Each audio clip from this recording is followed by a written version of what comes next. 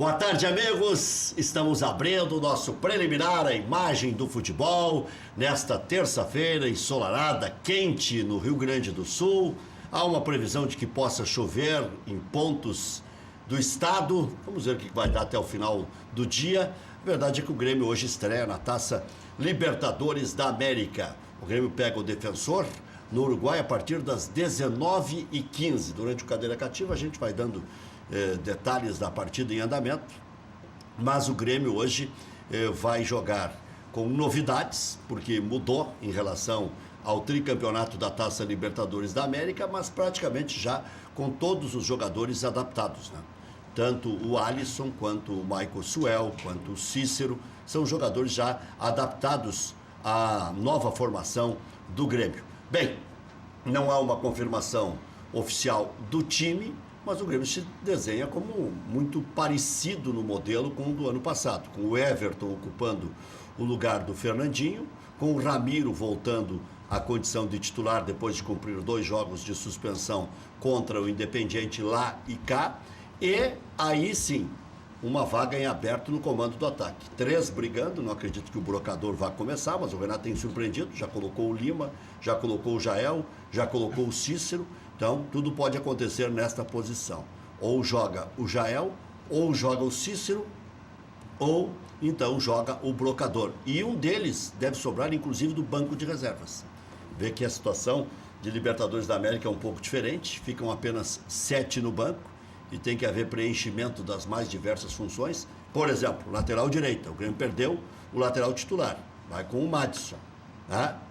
Então o Grêmio deve colocar um zagueiro que faça também a lateral direita, por isso o Paulo Miranda deve inclusive ficar no banco de reservas. Acho eu que não fica o Bressan e fica o Paulo Miranda. O senhor vai bem, seu Nestor Rain? Boa tarde. Rec, um prazer estar aqui contigo, com os amigos, participando do teu programa, com o prestígio da tua audiência. Bom estarmos juntos aqui e na tua fala me chama a atenção, precisamos muito de chuva no Rio Grande do Sul. Somente chuvas cadenciadas em locais, a agricultura está sofrendo essa estiagem. Eu por ser do interior... É muito triste as pessoas que investem e trabalham passar por uma estiagem. Bom, você uma perda por Estado, uma perda pessoal, é um negócio tristíssimo mesmo. As pessoas às vezes não mensuram o que é isso, mas é complicado. Você trabalha direto com isso e eu me criei no meio da agricultura. Sim, conhece. Me criei com os agricultores. É uma das coisas que mais me afeta no dia a dia. Sem dúvida. Eu fico revoltado com isso. Sem dúvida. Uma coisa que troca o meu humor é quando dá uma sequência de sol ou uma sequência de chuva. E tu vês uma cidade, assim como eu também, né, muito dependente da agricultura, né? A cidade vai bem quando a agricultura e a pecuária vão bem. Eu já vi muito rico ficar pobre e pobre ficar rico. Isso é verdade, isso é verdade. Quando dava o soja, os caras faziam aqui. Soja deu bem e tal. E a Gringolândia, a Lemoada, invadiu essa região da fronteira oeste e hoje são grandes proprietários e pessoas muito bem-sucedidas. Agitaram a economia local e inverteram parâmetros de produtividade, deram uma grande contribuição. E salva governos, inclusive. Sem dúvida nenhuma. Salva governos, inclusive. Gabriel Lauxen, esse que é um verdadeiro fenômeno de audiência lá com a Rádio Pachola. Obrigado pelo convite, né? A gente depois da Rádio Grêmio, vocês são os mais antigos. Pois é, na verdade nós temos 2 anos de trabalho à frente da Pachola. Eu acho que a Rádio Grêmio começou antes porque começou junto com a parceria com a Umbro, se não me engano, que é a marca que patrocina o Grêmio. Mas a gente procura fazer um trabalho aí de torcida mesmo, né? Aquela coisa que pode ser um pouco mais efusiva e tal. A nossa ideia é essa, é passar um pouquinho e tentar, por que não, ser um ponto de encontro ali para a torcida do Grêmio, né? Maurício Freitas, então o negócio do Neymar era pior do que se imaginava, hein? Mas é ainda pior do que se desenha agora, Rec, porque as duas partes envolvidas, que são Neymar e PSG, na lesão dele, não definiram ainda o que vão fazer. O PSG não quer que o Neymar faça a cirurgia e o técnico do PSG hoje foi muito claro, dizendo que o clube não tomou esta decisão ainda. Já o staff do Neymar já deixa vazar que vai fazer a cirurgia porque está pensando na Copa. Então as coisas tendem a ser ainda mais confusas do que já foram até agora. E aí? Como é que se decide isso? Isso é um critério muito tranquilo, muito fácil de resolver. Quem decide as questões ligadas à saúde do jogador é o clube. O clube que vai decidir. Mas é o direito do paciente? Não, Não, tá bem, mas o médico vai amparar, vai amparar a sua decisão. Posição e decisão em base científica. Ele não vai dizer assim, eu vou operar porque eu acho, porque eu quero. Ele vai dizer, olha, eu opero porque existem tais e tais condições. Pode até o médico do Neymar particular examinar, acompanhar e tal, mas quem tem que decidir é ele. Agora, se o Neymar quiser se rebelar, ele tem direito como paciente de não querer, mas vai criar um problema com o clube. Agora, vê o que o brasileiro é azedo. Penso eu, né? Hein? O brasileiro é azedo com os seus ídolos ou os seus pretensos ídolos, né? Porque o cara, para ser ídolo, ele tem que ter vários quesitos, não é só ser craque dentro de campo, não é só ser mago das pistas, não é só ser o cestinha, não é só... Né? Mas hoje já havia quem escrevesse, quem se pronunciasse dizendo, mas como esse Neymar é de sorte, né? Vai escapar do Real Madrid, não vai ser ele o culpado pela desclassificação na Champions. Mas o Brasil se delicia em falar mal do Pelé, que é o atleta do milênio. Não há ninguém mais laureado. O Pelé é reconhecido, ele é o brasileiro mais conhecido do universo. Talvez ele seja o esportista mais conhecido do universo. Não, brasileiro mais conhecido. E esportista também o mais conhecido e reconhecido. As pessoas gostam de dar pau no Pelé. Agora, eu compreendo, por exemplo, a implicância de alguns, não é? Com a seleção brasileira, por exemplo. Nós estamos aqui hoje, o Grêmio vai jogar no Uruguai, né? O Uruguai, por ser um país tamanho do Rio Grande do Sul, com uma população tamanho da grande Porto Alegre, os jogadores uruguaios da seleção uruguaia, eles têm um contato, um elo de ligação com a população uruguaia que os brasileiros não têm, pelas nossas dimensões continentais, pelo estilo dos nossos jogadores e tal. Então, é febril a paixão que o Uruguai tem pela sua seleção. Não é febril a paixão que os gaúchos têm pela seleção brasileira. E outra coisa que eu tenho feito... E os jogadores, eu quero dizer o seguinte, nós temos 4 jogadores do Grêmio, ou 5, mas vou lembrar assim 4, o Marcelo Groy, o Jeromel, o Arthur e o Luan, que quando saírem do Grêmio, todos vão ser convocados para a seleção brasileira, direto. Todos vão ser convocados, é só sair do Grêmio. Tu acha que tem sacanagem não do tem, Tite? Não, mas não é do Tite, é histórico isso, é histórico. O jogador sai do Grêmio, o Ronaldinho, eles eram recalcitrantes em convocar o Ronaldinho. O Ronaldinho saiu do Grêmio, não havia convocação mundial do Ronaldinho. Então nós temos um ranço com a seleção, assim, é uma coisa assim que eu sou brasileiro, gosto do meu país, não torço contra a seleção, mas não é uma coisa que mexe comigo. Se eu tivesse um jogo do Grêmio com o Brasil de Pelotas e a seleção brasileira jogando com a França, eu vou ver o Grêmio Brasil de Pelotas, depois eu vou ver os principais momentos do Brasil. Eu não tenho essa... E o Uruguai, que nós vamos jogar hoje, num estádio muito modesto... Tu é mais uruguaio ou brasileiro? Não, eu sou um brasileiro que tem como que tem uma vida paralela no Uruguai. Mas eu gosto do Uruguai. O Uruguai, por exemplo, vive uma situação no futebol terrível. Tem um CPF aqui, o outro lado. Sim, eu tenho. Tem carteira de identidade Uruguai. O Uruguai vive uma crise no futebol. O Nacional, por exemplo, qualquer jogador que tu quiser levar do Nacional, de Montevidéu, vai lá que tu leva. Eles estão vivendo uma crise fantástica do ponto de vista. E o futebol, o campeonato uruguai, joga em cada estádio, que é uma coisa de... Não, o de ontem nós mostramos... Não, mas esse não é nada. Tem jogo do futebol, do campeonato uruguai, que é em campo inclinado. Uma lomba que vai buscar bola. Não, o prêmio é uma vaga para o torcedor. Estou te falando, tem filmagem, estou te falando.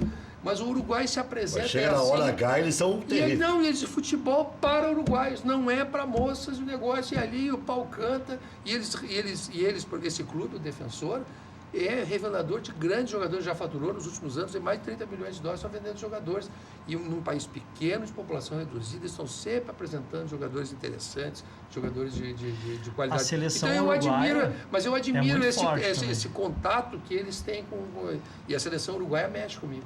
A seleção uruguaia eu acho uma seleção muito forte.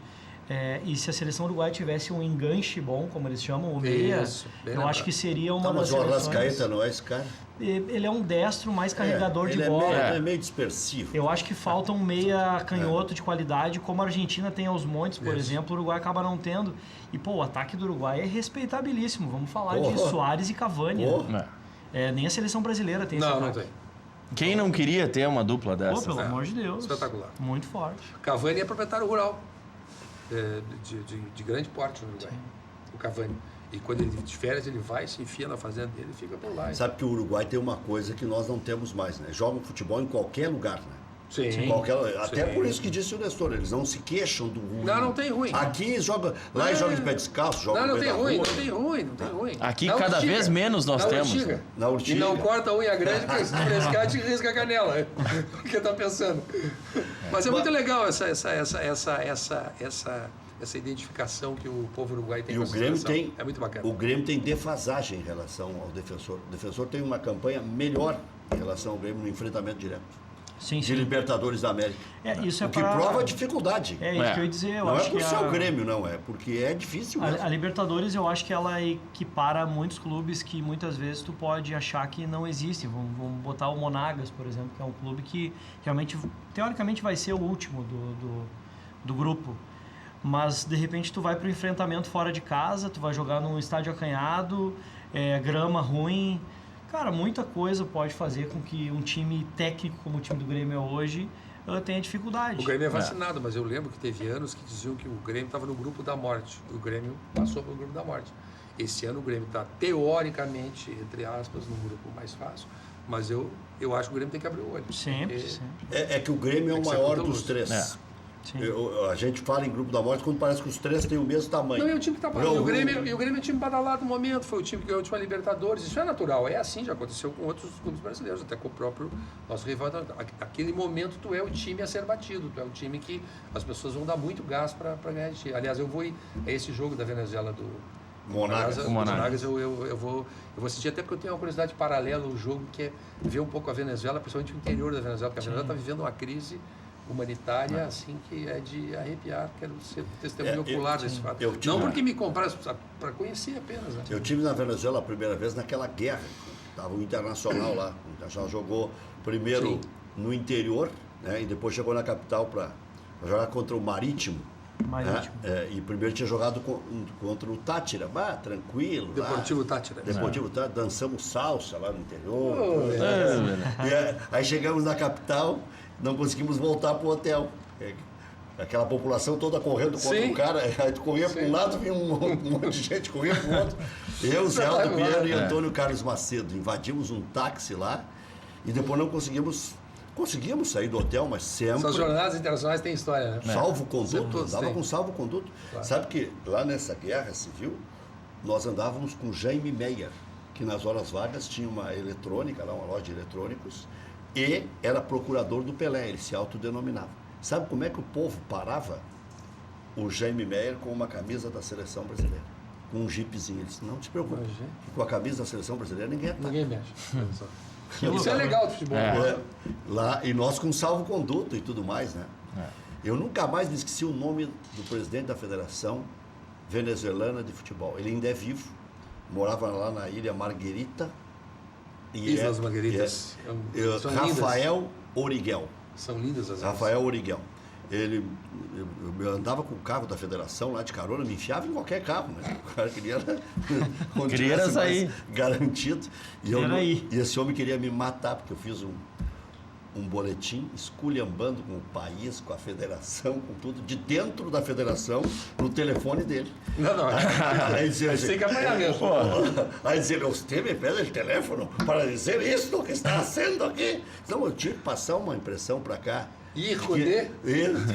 Lá no hotel não funcionava telefone. Quando eu consegui telefone, eu fiquei meia hora falando, descrevendo a situação do país, dizendo que podia não sair jogo, se tivesse ia ser com portões fechados, com a polícia sobrevoando, e nós andávamos lá com salvo-conduto.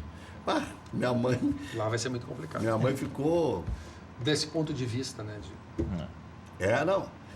E outra, a Venezuela agora está pior do que naquela época. Não, a Venezuela... Naquela época foi um episódio... Não tem abastecimento. O problema humanitário... Eu tenho absoluta convicção, por exemplo, se nós ficarmos em Caracas um dia, por exemplo, não pode sair na rua.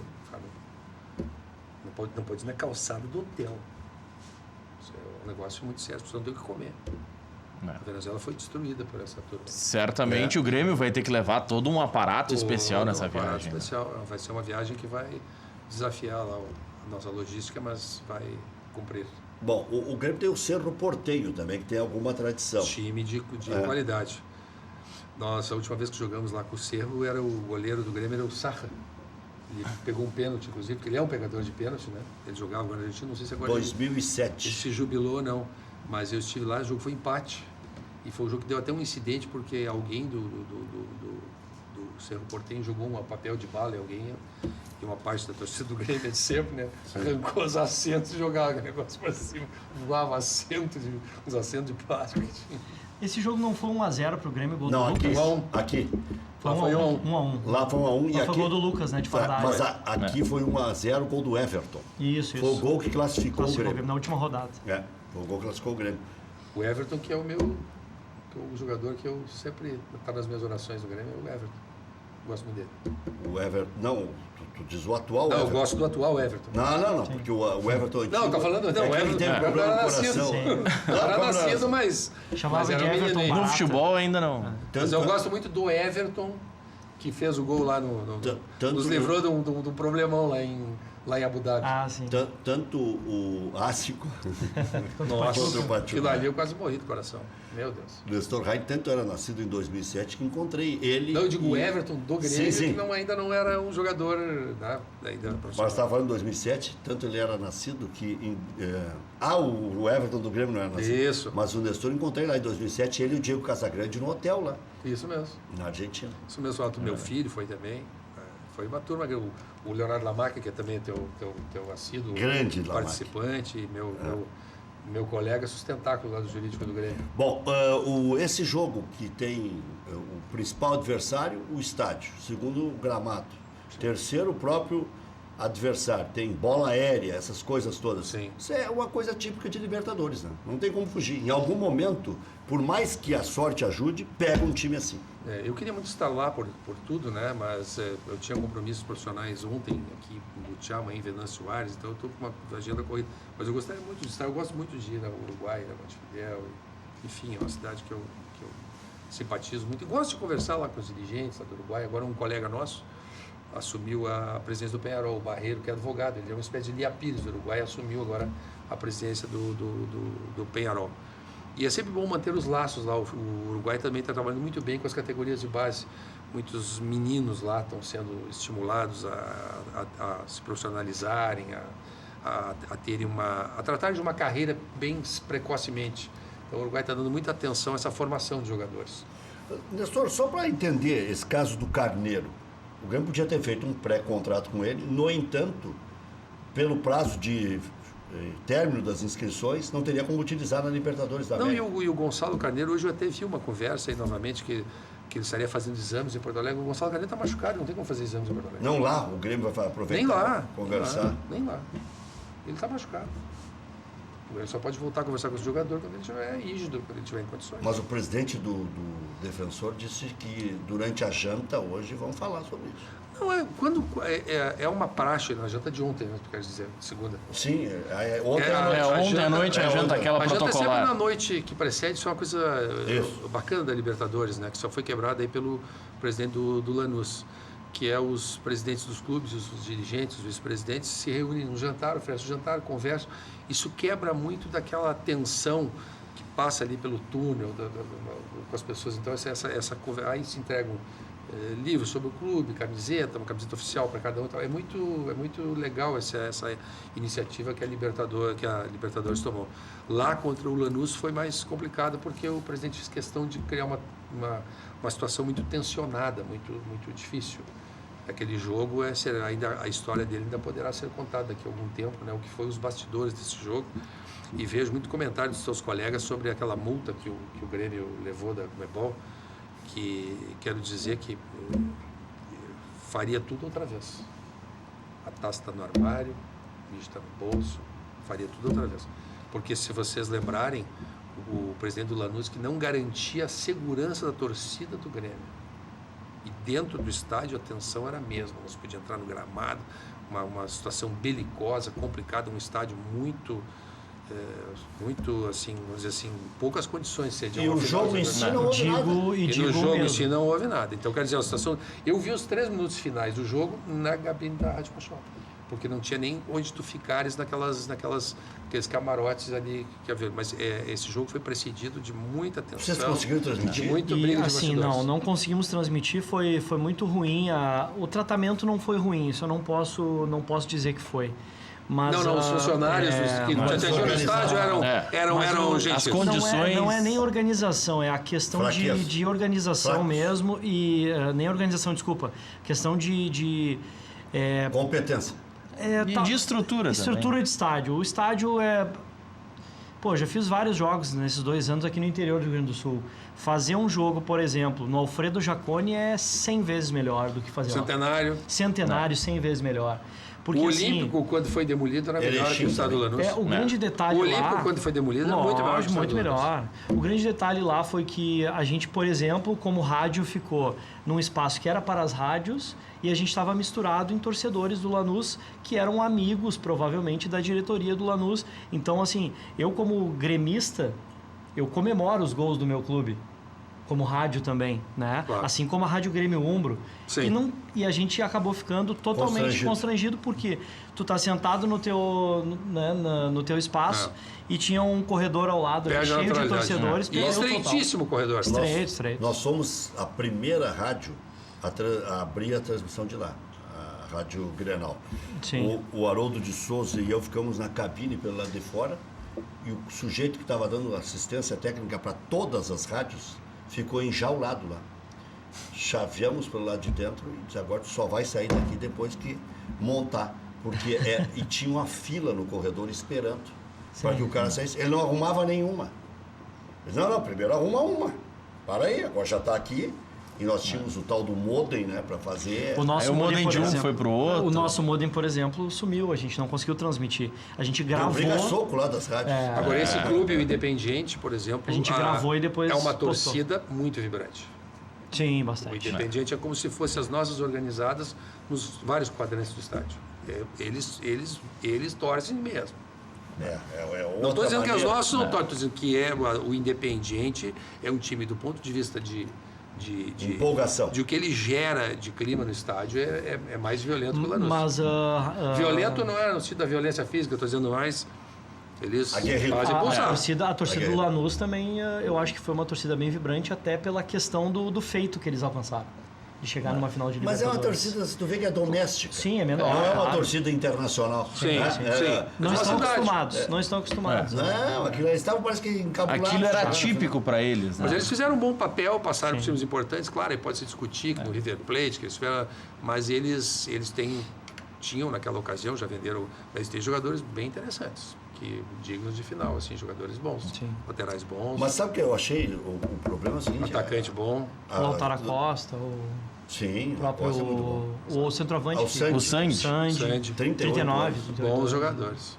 Agora, Nestor, o problema é o seguinte, a fúria arrecadatória da Sul-Americana, da Confederação Sul-Americana, é um negócio impressionante. 370 mil é muita grana de multa, porque o Grêmio denunciou para os patrocinadores, que eram parceiro deles, eles se sentiram mordidos. Sim, acabou sendo 118, 120, se não me falha a memória.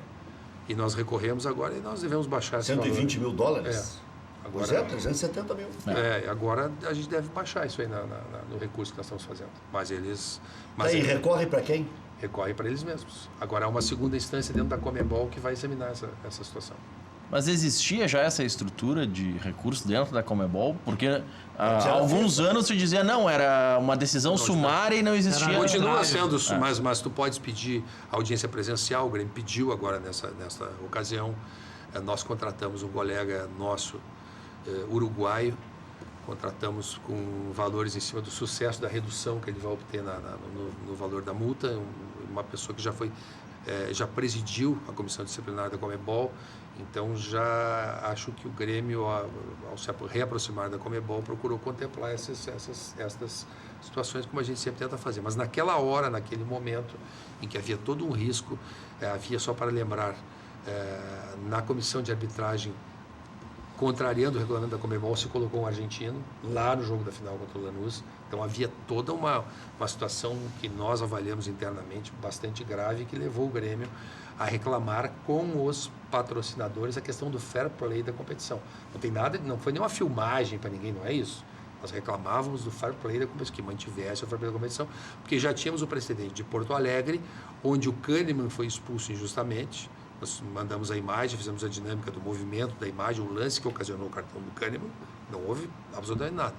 E o gol, que mesmo com o VAR, com o sistema de TV, não foi marcado o pênalti no Jael. Então nós estávamos realmente mais as ameaças de não dar segurança ao torcida do Grêmio, todas as situações. O Grêmio se preveniu. Você acha que esses a Rede Globo, para ser justo, o Galvão Bueno fez ecoar esse temor do Grêmio, fez um programa sobre isso e deu razão ao Grêmio.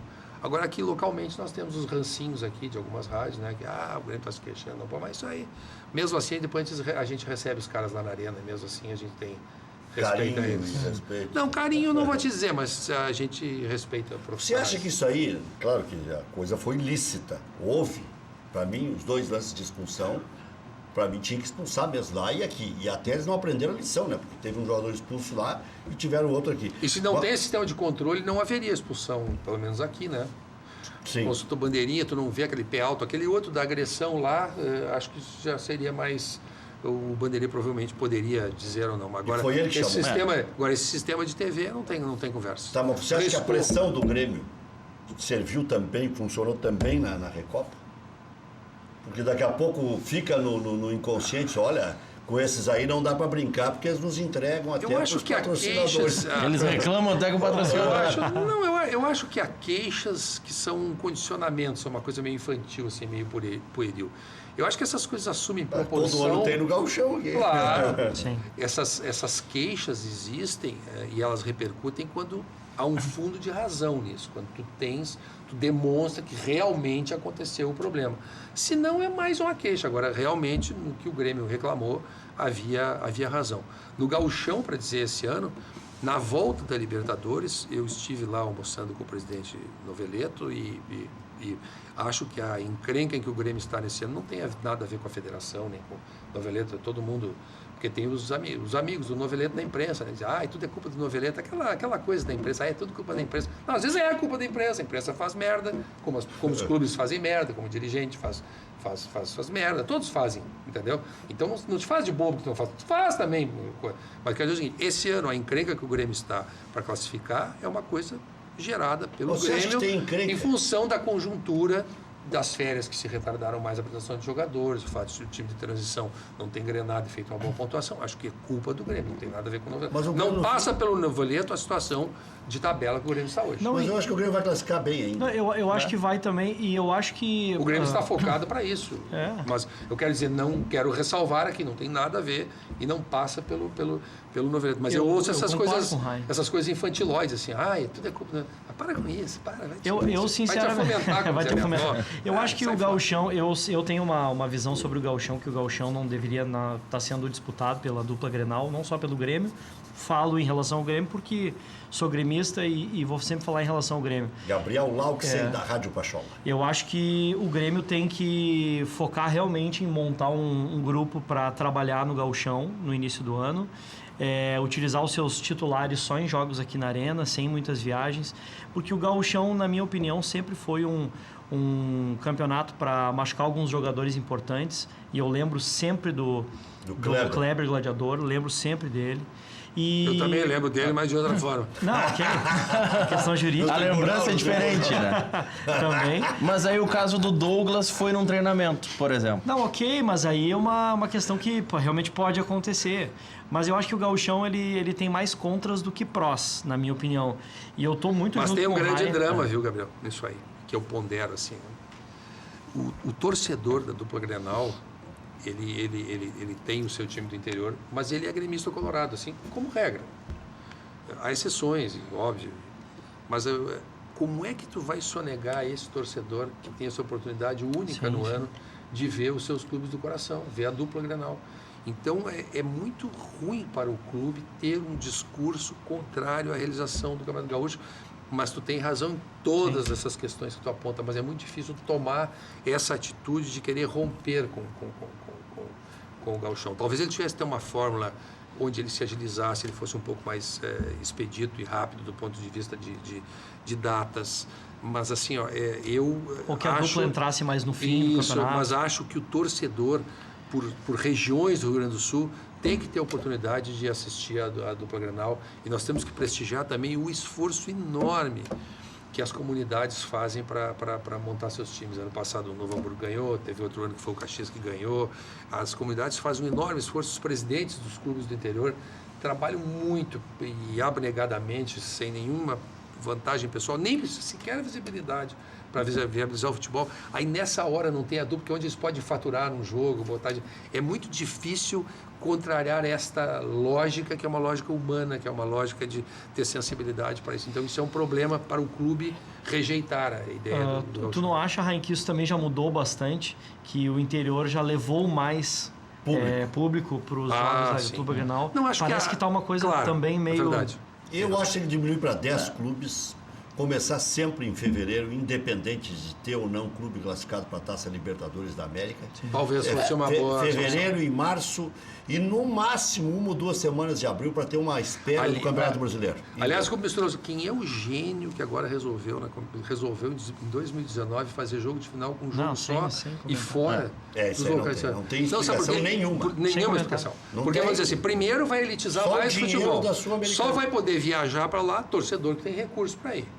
Porque vai ficar sabendo no máximo um mês antes. Um mês antes vai ter que ir para lá para fazer isso.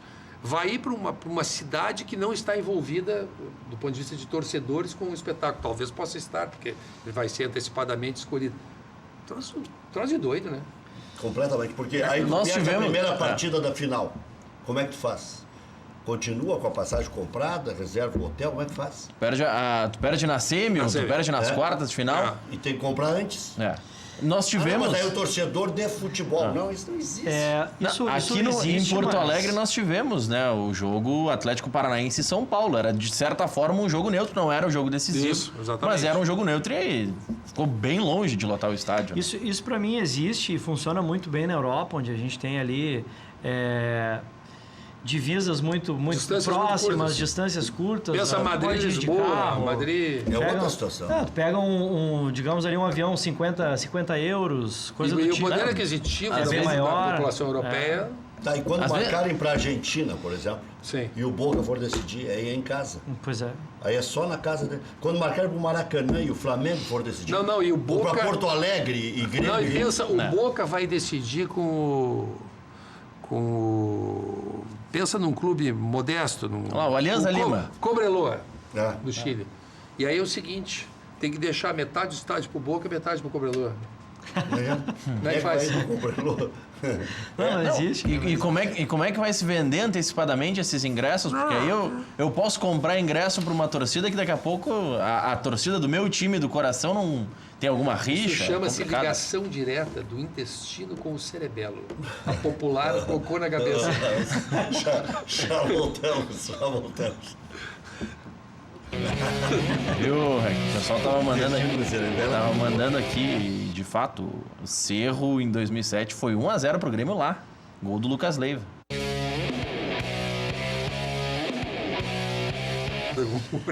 Bascaria, a melhor pizza de Porto Alegre. Nada bate a Bascaria. Localização, charme, prazer, bom gosto, preço justo. Bascaria, na Comendador Caminha 324, em frente ao Parcão.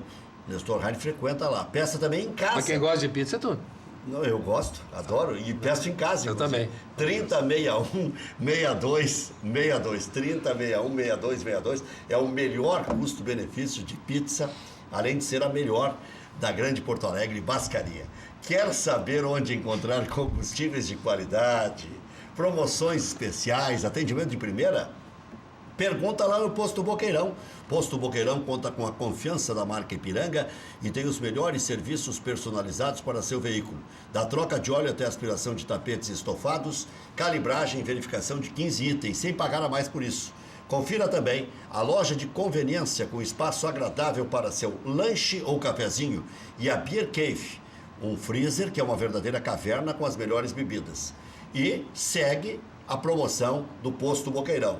Segue o desafio. Responda a pergunta e seja contemplado com uma surpresa incrível. Qual o posto que tem quilômetros de vantagens? Possui gasolina de qualidade, atendimento personalizado? Posto Boqueirão. Fica em Canoas, na Avenida Boqueirão, em frente ao Ginásio de Esportes SP e também aqui em frente ao campus da Ubra.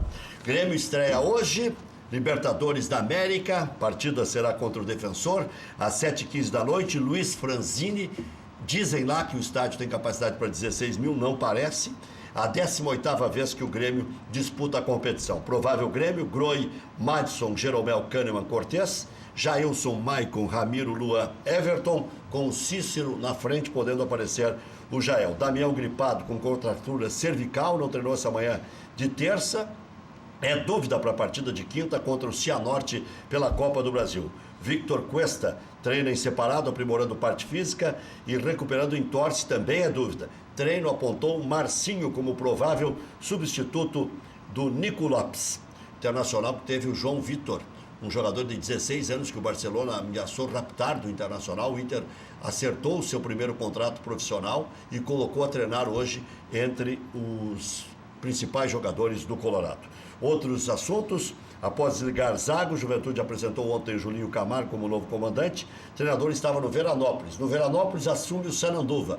E no São Paulo de Rio Grande não assumiu o Toquinho, assumiu o Ernesto Guedes. Querido amigo Ernesto Guedes. Após sofrer entorse no pé direito, o Neymar vê necessidade de cirurgia ser confirmada e deve parar por 2 meses. Mas tem essa celeuma que o Maurício já explicou aqui. Retorno deve acontecer apenas 1 mês antes da Copa do Mundo. Além de Grêmio e Defensor pelo Grupo A, 7h15, Monagas e Cerro Porteño também jogam às 7h15. Colo-Colo e Atlético Nacional às 9h30 da noite pelo Grupo B. E pelo Grupo E, outro brasileiro, Racing e Cruzeiro. Já voltamos.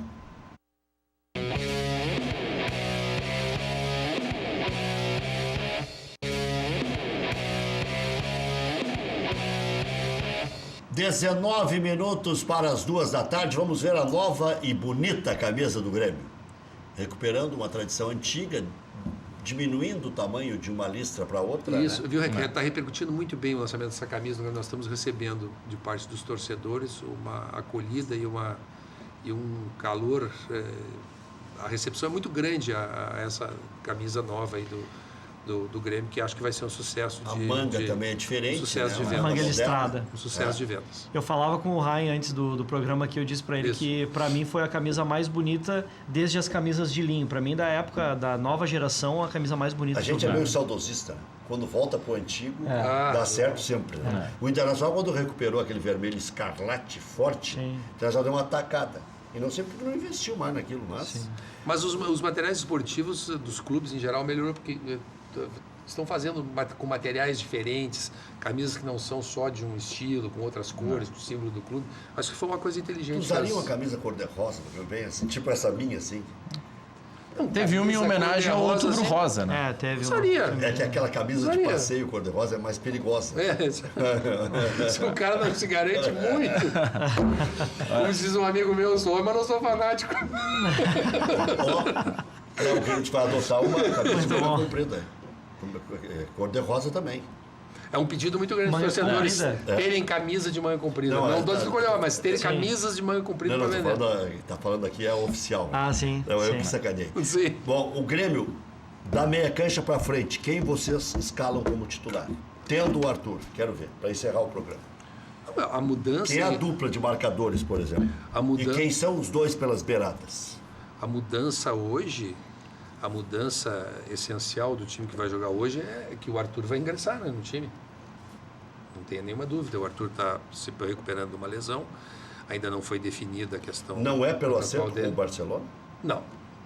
Não, ele realmente tem problema.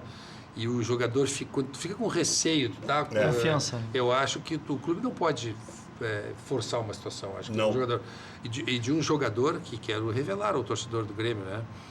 Um jogador que, óbvio, que está excitadíssimo com a ideia de ir para o Barcelona, porque é um dos maiores clubes do mundo.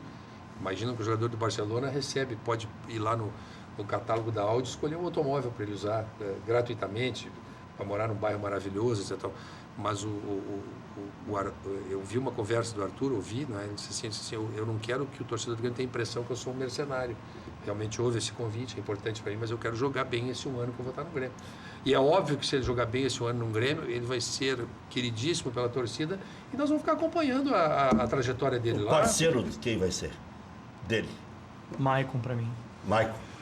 Michel, pra mim é Maicon e mais Maicon. o Michel e Jailson. Eu acho que é o Maicon, porque o Maicon dá uma qualidade ao Grêmio. O Maicon, o torcedor está olhando, às vezes alguns ficam excitados. Parece lento. Parece, mas o Maicon está se recuperando de um longo período de atividade. Ele é um jogador com um pouco mais de idade. Mas o Grêmio não pode prescindir do talento do Maicon. Ramiro é imexível, o Alisson está enchendo as medidas e o Michael Suel pode também encher? Eu acho que o Ramiro é imexível hoje, Também principalmente acho. em relação à lateral direita. O Ramiro é um grande consagrador de laterais direitos do Grêmio, na minha humilde opinião. Eu acompanho. Eu acho que Acompanho o relator. eu acho que até o Madison, que não é um jogador hoje 100% acostumado com a forma do Grêmio de jogar e pode vir a ser um bom lateral ainda no Grêmio, por enquanto não mostrou. Eu acho que o Ramiro é imprescindível no meio-campo do Grêmio e acho que o Jael merece ser titular hoje, apesar de gostar muito do Cícero. Acho que o Cícero dá muitas opções para o meio-campo do Grêmio. Mas ele não é daquela função. Jogar, mas não é da função. Acho que o Jael dá uma profundidade. A curiosidade é saber o que joga o Brocador. Eu particularmente conheço pouco esse jogador. É uma carreira diferente, né? Eu conheço É pouco uma esse carreira jogador, de vez em quando, né? Agora, É uma carreira de muitos gols, não dá para esquecer isso. Todos os Mas clubes que ele passou a de jogar. destaque mesmo. Menos o esporte, né? a gente pode dizer que o Jeromel despertou para a grandiosidade do seu futebol no Grêmio? Pode-se, né? Claro. Pode-se dizer. Claro. Então eu não sei. Jogava no Colônia. Pro Eu reconhecimento, não sei. sim, mas pra grandiosidade, eu acho que não, Raim. Porque se tu fores ver, ele foi eleito 2 vezes o melhor zagueiro da Alemanha já, jogando no Colônia. No Colônia. É verdade. Que Aí tu tem cidade que ser é essa? bom demais, né? Jogando no Colônia. É que tu tem aqui- Mas Ele- quando ele veio, ele estava numa fase... Isso, não, e ele era Não, mas está desconhecido certo. mesmo. Já era um jogador já. Acho que é o consagrado. reconhecimento dele aí a gente pode falar. Mas veio com desconfiança para cá. Sim, né? total. Aqui- Ninguém mas conhecia aí ele. é teu desconhecimento da Aldeia- imprensa também. aldeia aqui Porque a imprensa conheceu muito. fazia chacota dizendo que ele tinha Nome de remédio remédio. e tal. É. Exatamente. É um jogador espetacular. O Grêmio, começou mal no o Grêmio Grêmio, né? com ele. A gente acaba vendo futebol, seja nos nossos clubes, a qualidade manda, né? Tu tem 4, 5 jogadores bons, tu já começa embocado para as coisas. Pode não acontecer por N razões de futebol, mas anda bem, né? Posso terminar com uma trairagem? Bárbaro. Vamos lá? Ai, ai, ai. Vai dar o furo no ar. Antes, só lembrando a correção aquela. 2007, o Grêmio ganhou do Cerro fora de casa também. Lucas Leite. Isso, 1x0, né? E o Sá tá cobrando. acertei. Acertou. A maldade não é minha, é de conselheiros do Internacional. Ah. Para quem vai torcer Fernando Carvalho? Pro Cianorte ou pro Inter na próxima quinta-feira? Até às Nossa, Maria. 19 Barbaridade. horas. Cobra venenosa.